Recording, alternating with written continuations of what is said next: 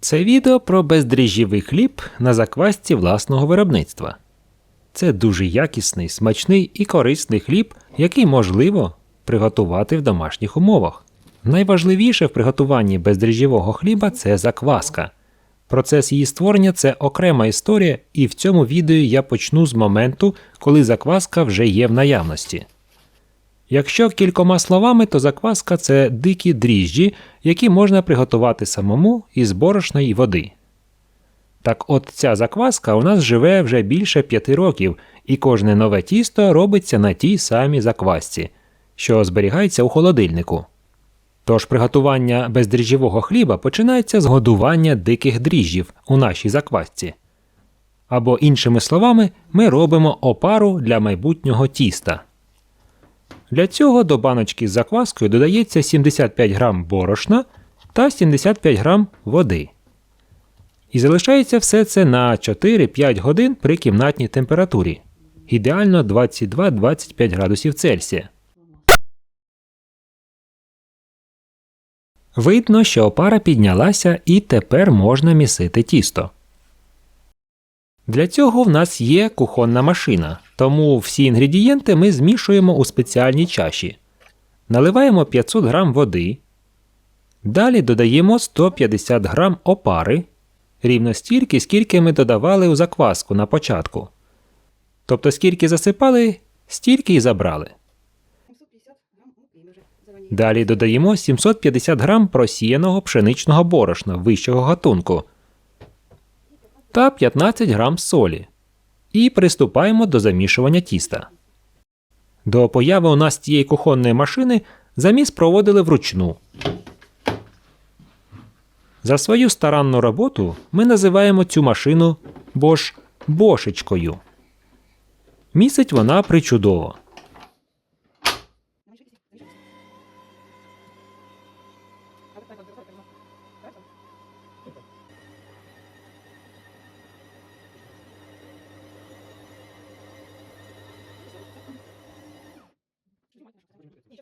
Далі тісту треба дати час на дозрівання. Для зручності перекладаємо його в скляну миску, яку накриваємо кришкою і залишаємо при кімнатній температурі на 1 годину бродити. Через 1 годину бродіння треба спеціальними рухами перемісити. Для цього його беремо за один бік, наче розтягуємо і складаємо навпіл. Повертаємо миску десь на 90 градусів, робимо те саме. І так 4 рази, тобто з 4 сторін. Руки змочуємо водою тільки для того, щоб не прилипало тісто до рук. Через годинну процедуру повторюємо. Таких погодинних складань робимо всього 4 рази. На що піде 5 годин часу. Процес приготування не самий швидкий, напевно, навіть доволі тривалий в порівнянні з класичним дріжджєвим хлібом. Але результат вартує кожної затраченої хвилини на його приготування. Після 4-го складання тісто стало тугішим і гарно вивалюється з миски, не прилипаючи до скла на просипаний борошном силіконовий килимок. В залежності від того, який тип хліба ми хочемо зробити, чи цеглинку в алюмінієвій формі, чи багет у спеціальній жаровні, чи в нашому випадку 2 паляниці. Ділимо це тісто під розмір ротангових кошиків для подальшого розстоювання тіста.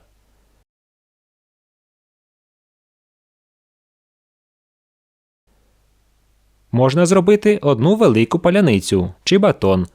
Для цього підійде більший кошик з ротангу.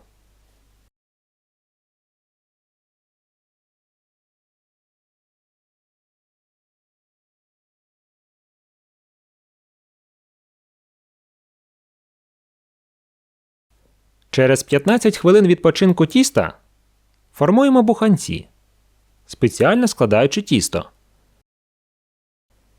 Трішки розтягнувши, складаємо верхній та нижній краї до середини. Повертаємо на 90 градусів, витягуємо і змотуємо у кульку. Рівною без швів частиною буханець перекидаємо у кошик. І за необхідності прищіпуємо тісто для рівномірності. Так само і другий буханець. Присипаємо борошном і ставимо у холодильник на 12 годин або на ніч.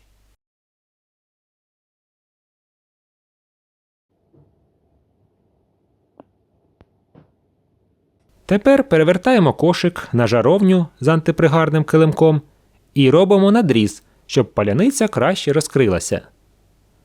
Для найкращого результату випікання хліба бажано використовувати спеціалізовані печі, в яких температура розподіляється рівномірно. В наших домашніх умовах у звичайному духовому шкафу для покращення результату ми використовуємо спеціальний своєрідний ковпак з товстого металу, який заздалегідь нагрівається у духовому шкафу, і ним накриваємо наш буханець з тіста. Тому розмір буханця і розмір подальшої паляниці буде залежати від розміру ковпака. Ми використовуємо старий алюмінієвий горщик. Більший горщик на більшу паляницю просто не влізає в наш духовий шкаф, тому зазвичай випікаємо дві менші паляниці за раз або по черзі. З цим горщиком або ковпаком випікаємо 20 хвилин при температурі 240 градусів. Далі знімаємо ковпак і допікаємо ще 25 хвилин при температурі 200 градусів Цельсія.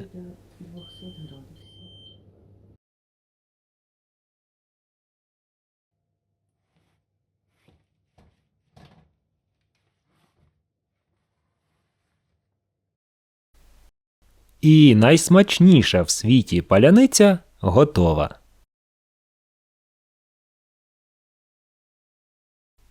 Після випікання важливо дати хлібу трохи охолонути, щоб структура тіста стабілізувалася, а скоринка залишалася хрусткою. Найкраще залишити паляницю на решітці приблизно на годину. Потім можна насолоджуватися ароматом і смаком натурального домашнього хліба.